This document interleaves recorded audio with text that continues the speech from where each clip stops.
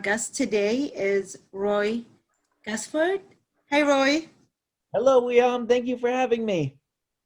I am so happy that you're finally able to join us in this format. We've been talking quite a bit about preserving the Aramaic language. So I was like, you have to come and share this knowledge and this information and this passion with our audience, which consists of the members of the Chaldean Cultural Center, Unique Voices in Films, U of M Detroit chapter, and also we recently collaborated with CMN TV, which is going to be broadcasting this. So I'm very excited for everybody to hear about the work that you do and the importance of preserving the Aramaic language. And by the way, you are right now, I know you're not in California right now, but you're originally from Los Angeles, California, and you came to Michigan in August. This is when we met. You came to Michigan in August, and you came to the Cultural Center and you took a tour of our museum, and you introduced me to this fabulous book, Preserving the Chaldean Aramaic Language. This is so cool. So I would like to learn how you ended up as a non-Chaldean writing this book. Well, my journey started actually very young. I learned an appreciation for the Chaldean people actually in my childhood when I would read the story of Daniel in the lion's den. And in that story, you had King Nebuchadnezzar. And one thing as a child that I always remembered about King Nebuchadnezzar was that his name had two Z's. And no one has two Z's. No, there's no names in English that have two Z's. So from my early childhood, in a way, I was introduced to Chaldeans and Aramaic. And over the years, I grew in respect for the Chaldean community. And my journey I ended up learning ancient languages. And I remember when somebody originally told me, I was with a sweet woman, and she said, Roy, you could learn ancient languages. And I thought to myself, I could go to Mars as well.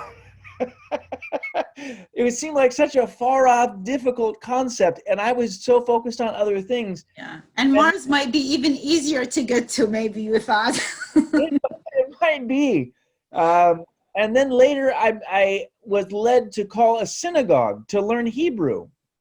And I called them and they said, I'm sorry, we don't really teach people outside our synagogue. And then just before she hung up, she said, wait, I thought of the perfect person for you. And so she gave me the number of a tutor, a Hebrew tutor. And so my first ancient language was Hebrew. And then I was in seminary. I was so inspired that I learned Greek as well. And so after I had learned Hebrew and Greek, and actually that summer I took Latin also, it was a very interesting situation because here I had learned Hebrew and Greek, and I was grateful for these languages, but I still didn't feel that they were deep enough. And when I was at seminary, I had a friend that said, here's an interview with the Lord's Prayer in Aramaic. And you're a native Aramaic speaker, right? Yes, yeah. Well, you take it for granted, but here I had lived almost 30 years on the planet, and I didn't even know that Aramaic was still a spoken language. And I went to my Greek professor, and he is very well known. He has his credentials are from the Ivy League schools. And I said, did you know that Aramaic is still a spoken language? And he said, no, I didn't even know that. And so I called the person who was on giving the Lord's Prayer in Aramaic, Dr. Rocco Errico, who's just, it turns out, a very sweet man. And I said, Dr. Errico, I've just learned Hebrew, I've just learned Greek. I'm at a point of life where I can go anywhere. Where can I learn Aramaic? And he said, there's only one place in the world you can go to learn Aramaic right now, and that's San Diego, California. And I thought, well, if anyone knows, he would know.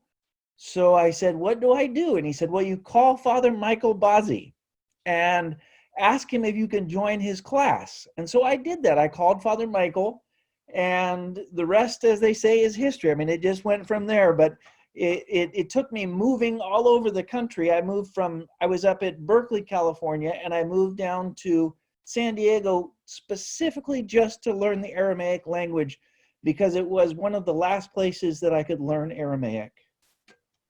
Now, were you already in the publishing industry before that? Because I know that Father Bazi is one of the authors that you publish. So how did that formulate? Well, that's a great question. I was a teacher and a coach, and I was coaching tennis and teaching English as a second language. And when I finished seminary, I was taking languages there. I didn't complete seminary. I was praying, and prayer is one of the bases for all that I do. I love to pray. It's one of my favorite things.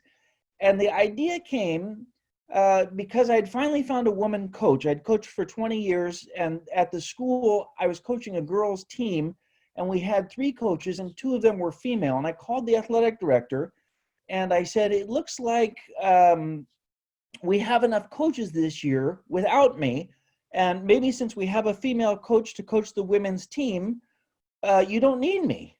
And he said, you're right, we don't need you. So I just gave away my job to one of my former students, who I was very happy that I knew she would be capable enough, and she ended up doing a great job. But then I had no work. And so I turned to my Father, Mother, God, and I said, okay, what should I do now? And the idea came, write a book. Write a book about your whole experience teaching and coaching. And I know that there are many artists out there, and sports and art don't always go hand in hand. But truthfully, when sport is played well, it is an art. The word compete in Latin means to bring out the best in another person. And so here I was coaching teams, and we were playing all these other schools, and it was just like, in a way, art. It was this very beautiful thing. And so I decided that the idea came to me to write a book about my experiences. And so I wrote the book, and I wrote it from my heart, and I realized that there were not going to be people mentioning that would want to publish this book because it was about sports and it mentioned God. And major publishers, that's like a buzzword. You can't really do that. Hopefully in our situation, you can, but I had that figured out by then, yes. Okay, that was very smart that you had figured that out. I knew no one would publish it, but I knew I couldn't write the book without mentioning that I have to give some credit to my success, to the reason that I was there. And so then I wrote this book and I published it, and it was just a simple little book. And if you can see it, it's called a High School Coach's Handbook. And I have a number of books that I'm going to share. And just so you're aware, I'm what's called a digital nomad. Have you ever heard of that term? No. I hadn't until yesterday. And I read an article, and there's a whole group of people now that are nomads. They go from place to place, and they work on their computers, and they're digital. And in this time of pandemic and wildness that we're all dealing with, these are people that got out of the big city. And so for myself, I'm what they call, I read this article, I sent it to my parents, and I said, what do you think? And my dad said, actually, I think you are a digital nomad, right? So the book that I'm sharing are some of my best friends, because I have to carry them with me. I don't have a car. So I travel across the country, and I do this, everything I have to carry. So I was reading another article in the books, and it said that the books are our closest companions. So you'd better companion with good books. And so in my story, when I got into publishing, the book of Psalms says, the Lord gave the word, great is the company that publisheth it. And so this was kind of my inspiration, was that I would publish and be affiliated with things of a spiritual nature. And so the education and spirituality is key to my publishing company. And after I was in Father Michael's class, I moved down there, and he met me, and I was in the class with 21 Chaldeans and myself. You were the only non-Chaldean? I was the only non-Chaldean in the class, and I took the class. Good job. It took such that takes a lot of courage. But I realized I was in the room with people that had more courage. They had come all the way across the world for their freedom. I had only moved across my country for their freedom. So, so I was so grateful for this. And Father Michael introduced me to several books. One was his children's book, Read and Write Aramaic. And so I ended up publishing that. And the book And the name of your publishing house is Let in the Light Publishing. It's Let in the Light Publishing. I was down surfing one time and I was under a double rainbow. And these were big waves, and it was Central California, and it was dawn, and I just, when I saw these rainbows, the idea came, let in the light. So I just wrote that down when I got home, and then later on that became the name of the publishing company. And I didn't know it when I was out surfing that morning that it was going to become that. It was just such a tremendous moment to be in a storm out surfing with big waves under a double rainbow that I ended up calling it Let in the Light. And so we published this book. This is the book that we use in college. This is actually classical Aramaic. And Father Michael teaches classical and modern Aramaic. As a matter of fact, there are not many classical Aramaic teachers in the world. Rocco Errico, Dr. Errico, and have you met Dr. Errico yet? I haven't, but he is going to be interviewed by us, I believe, in either January or in February. So, so everybody's going to be introduced to him very soon. He is a kick. He is a kick. He's one of the most sincere, enthusiastic men I've ever met. And he and Father Michael were collaborators on this early classical Aramaic. And Rocco, for those that want to learn Aramaic, he now has a new School of Light. And I attended his opening in October, and it just is so wonderful that he's working to preserve and keep the language alive. And so, yeah, the company ended up, it's still being formed. As a matter of fact, if anybody out there has a book that deals with education and spirituality and they need it published, we're happy to publish it. That's what we do for a living. And Father Michael's new book, I should mention, are there many people from Tilkepe originally in Detroit? Oh, yeah. My parents both were from Tilkepe. Oh, my gosh. Well, Father Michael's new book is The Life of Tilketnaye. And we have a special right now that when people order it through the end of the year, they will also get the book to learn the language as well, because... And this book was just literally published just this month, I believe, right? Is this his newest book? It is. As a matter of fact, we're advertising a trilingual, one in Arabic, Aramaic, and English. And that book officially has not yet been published. The book I showed here, this one is a prototype. So this one is the early version of it. I love the title. Yeah. Well, he has these photos that are so meaningful to him that he took originally. There's over 30 photos in the book that Father Michael took while he was in Tilkepe. And so it was just learning from Father Michael, learning about the Chaldeans, learning Aramaic. You can't separate the language of the Chaldeans, Aramaic, from the Chaldean people. That's been my experience, is that they're so closely intertwined, and that the Chaldean people, because of the important role that they've played in history, their language is, in order to really understand them, it's most helpful to learn their language. And, can you mention the website? Is it just leninthelightpublishing.com if people want to visit and find some of those books that you just mentioned? Yes, and that's where this book is as well, on preserving the Chaldean Aramaic. It's www.letinthelightpublishing.com, and my email, if you want to get in touch with me, is www.letinthelightpublishing@gmail.com. Okay. And we're happy to share. In our company, we also do tutoring for Aramaic. And so you have Dr. Errico, who's part of the company, an author within the company, teaching Aramaic. And then, of course, Father Bazi is teaching Aramaic, I think on Facebook on Thursday nights, he said. So, okay. All three of us are really working to keep the language alive. That's kind of our West Coast contribution to the Detroit Chaldean community and keeping the language alive. And of course, Father Michael served in Detroit. He opened a couple of parishes there. So he has that strong connection to Michigan. And you've been very helpful with us. I mean, since we met, you knew that we're working on a project to help preserve the Chaldean Aramaic language, especially the Chaldean. Well, Aramaic is not just Chaldean for Chaldeans, but there's a dialect that Chaldeans have. And we have been, you've been very helpful in the project that we're trying to work on right now. So we really can feel your passion for that. I think like when you came here, this is why you got such a welcoming reception because you're very sincere and your efforts are very obvious, you know, on what you're trying to do. Now, I think it was right after you finished your master's this year from Claremont Lincoln University, a Masters of Interfaith Action.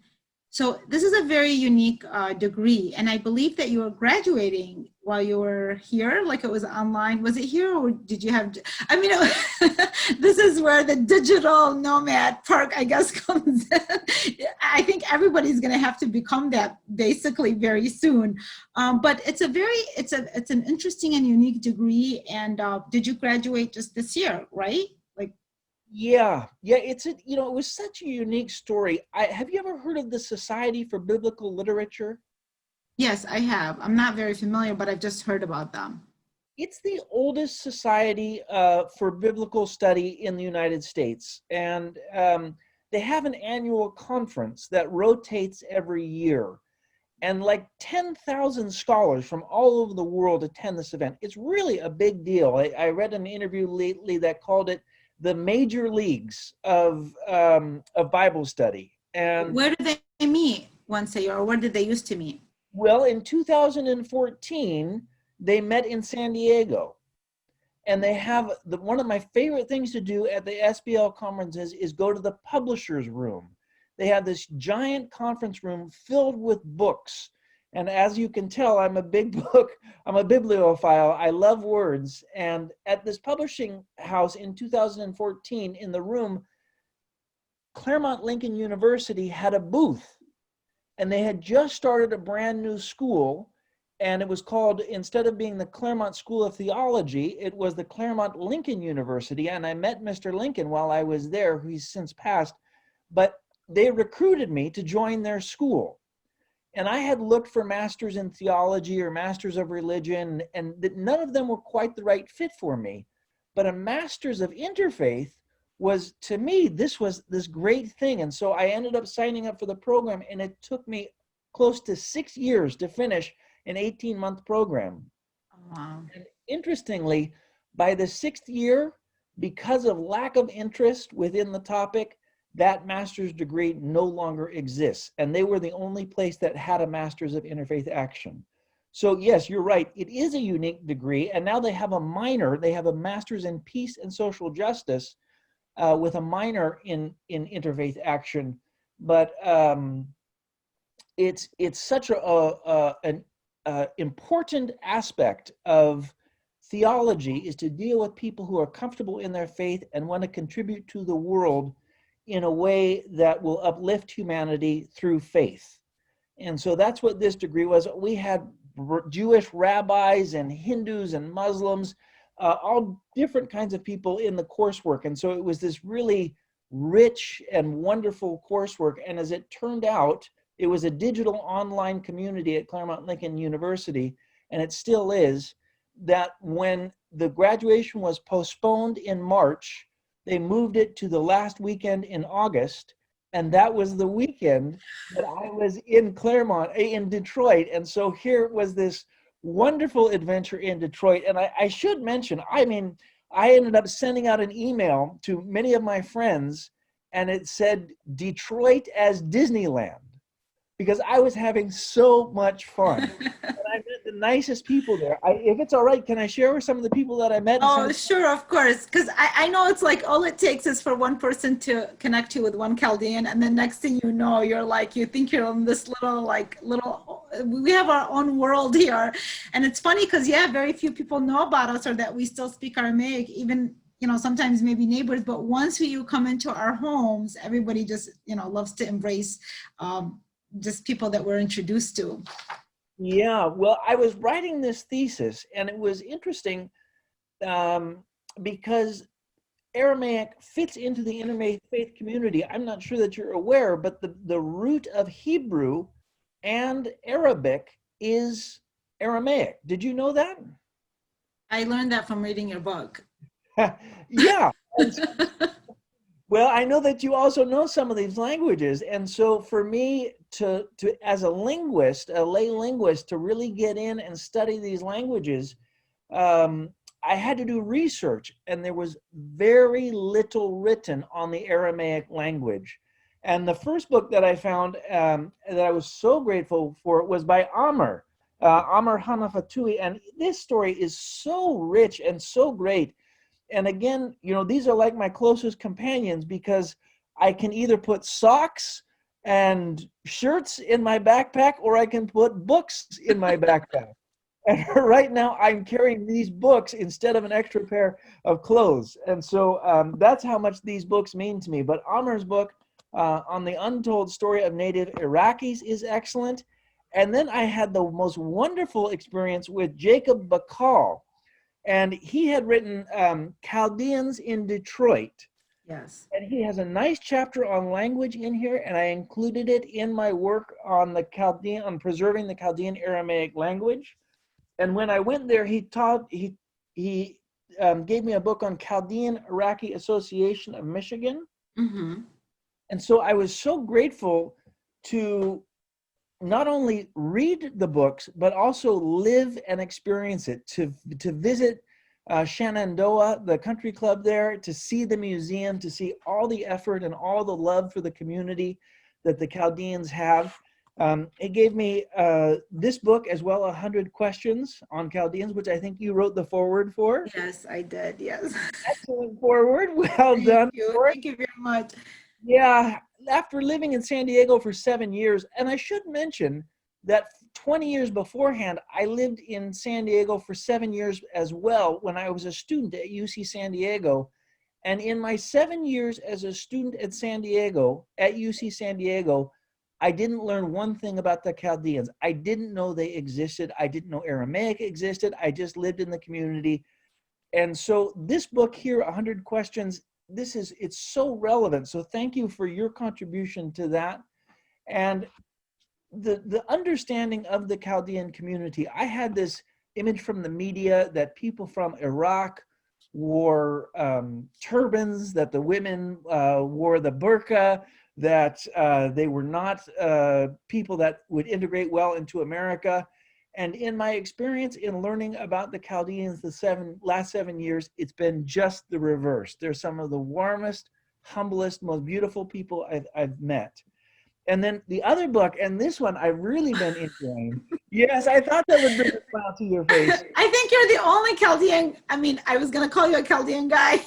I think you're the only guy that has read, like, from our community that has read this book. So thank you.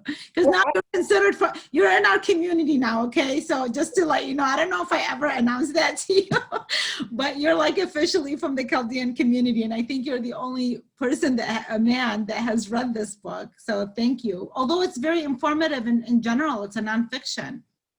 And I love that aspect of it. I've studied the Bible for so long, and there are not many texts that I trust that talk about the Bible outside of the Bible, the non-canonical area, that you can really learn and grow from. And this book here, Mesopotamian Goddesses by you, was one of the books, like I had heard of Lilith, but I didn't really know that Lilith existed. And I had heard that Yahweh, well, actually, I had never heard that Yahweh had a wife. I mean, this to me was so groundbreaking. And I had studied Queen Semiramis, Mm-hmm. learned that she was also, not only the first queen with recorded power, but there was controversy as to which community, the Armenians, the Greeks, or the Chaldeans, was going to claim her. And Yes. Amr in his book says that she was a Chaldean princess married to an Assyrian king. So I just so much enjoyed my journey. I so much want to share what I have learned with the world. I feel that the entire faith community could benefit from learning Aramaic, from studying the Chaldean community. And I'm just so grateful for the work that you're doing at, I mean, how is the museum doing during this wild time? I mean, you don't have visitors or anything like that. Is everything okay there in Detroit? So we have visitors can come by reserve, they have to reserve to come and visit. But what we have tried to do is kind of similar to what you're saying, like things are going on digitally. So right now we have the opportunity to interview you because of that, because prior to that, we were really restricted to like the building, and doing events at the building.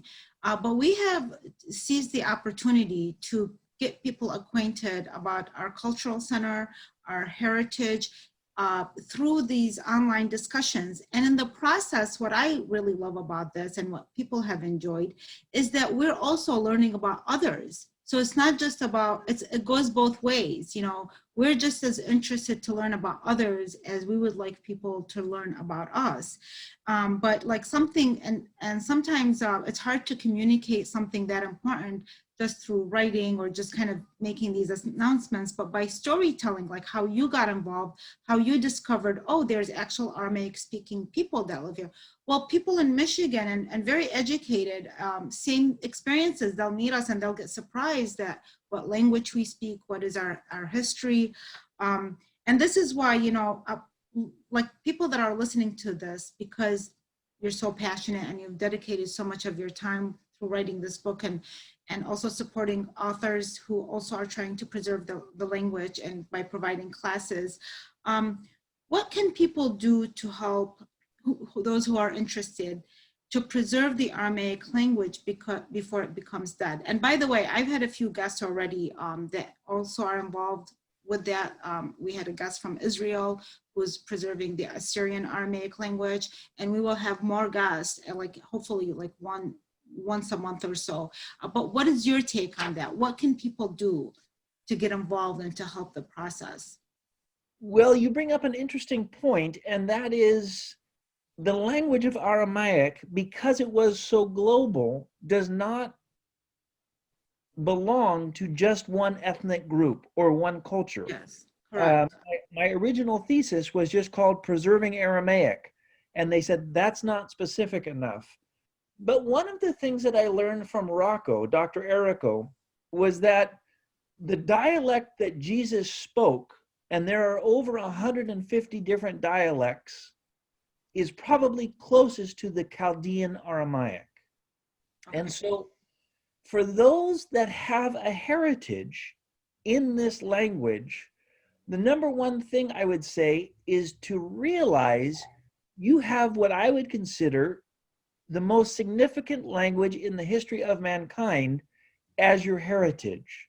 And for those that speak Aramaic, of course, to be aware and to speak with discretion, but to share that they are Aramaic speakers with humanity. I had an email this morning. I sent out that I was going to be on this, and a woman in San Diego who's an American member of my church, she was at a grocery store yesterday, and the woman behind her had a young child, and she started speaking with the woman, and it turns out that the woman and the child were Chaldean. And as soon as my friend greeted her, Shlama, in Aramaic, this woman and my friend had the best conversation. And had my friend not reached out to this woman, she would have never known the rich heritage of the woman in line behind her. And because the woman in line behind her and her child were willing to share what they knew about their language and their heritage, it made my friend's day. Here we are in this kind of, nobody's out shopping these days, and it's wild, and people are afraid of each other for the weirdest reasons, and some good reasons as well. But to break the ice through understanding and through sharing about their heritage, I think all your listeners who are of Chaldean heritage and Aramaic speaking in general, just to share with the general public their understanding and to not be fearful. We're in a free country. They can do this. That would really help to spread the word. And also not to take it for granted. I think that is what you said earlier, like when we started, you said something that we probably take for granted, that this is like, I get surprised when people don't know that we exist. You know, I'll read an article saying that the Chaldeans and the Aramaic speaking people are dead. And I'm like, no, we're not. Not all of us, you know, yes, we've experienced a lot and genocide and oppression, and but there's a community that has survived. There's a Chaldean community that survived. There's an Assyrian community that has survived, and we're around. And this is when I realized, though, it is our responsibility at the end of the day to help bring awareness to it. Because how are people? You know, people are not going to go looking for that, not thinking that it's dead, right? So either they're going to stumble on it by chance, or we have to put effort into getting the word out. So, and we really appreciate all the work that you're doing. I mean, this book, I've had the chance to read it. It is so informative. It is what I really like about your book. It's very easy to read. It really just gets to the point and to the heart of this, the subject matter here, you know, about the modern decline of the Aramaic language, the use of Aramaic in the United States, history of the Aramaican speakers. It's very basic, but it's very informative at the same time, because you get to the heart of each subject, so that person doesn't feel like overwhelmed by the information and get turned off. Quite the opposite. I felt like when I was, and then it has some very nice pictures as well. But for me, I felt like when I was done with this, I felt like I wanted to read and to know more. So what is your plan in the future, Roy? Well, it's the next Chaldean Aramaic book going to be about? Well, I've been looking at doctoral programs. How can I best support Aramaic? How can I best support the Chaldean people? And really just turning to God to say, you guide me. It's up to you to preserve this language. I'm happy to be your emissary, to be your agent, to be your transparency, but it needs to be your work, not mine. Wow, that's beautiful. And it's obvious that God has been very generous to you, because every time you lost your job or been thrown out here and there, you've come and created something very, very creative and beautiful. Thank you, Roy, so much for all of your hard work. And we look forward to be interviewing some of the authors that you publish, as well as having you back on the show, because I believe that you're going to continue doing this great work, and you'll have new information to share with us. But thank you so much for joining us today. Thank you, Ami. It's been a pleasure. Thank you.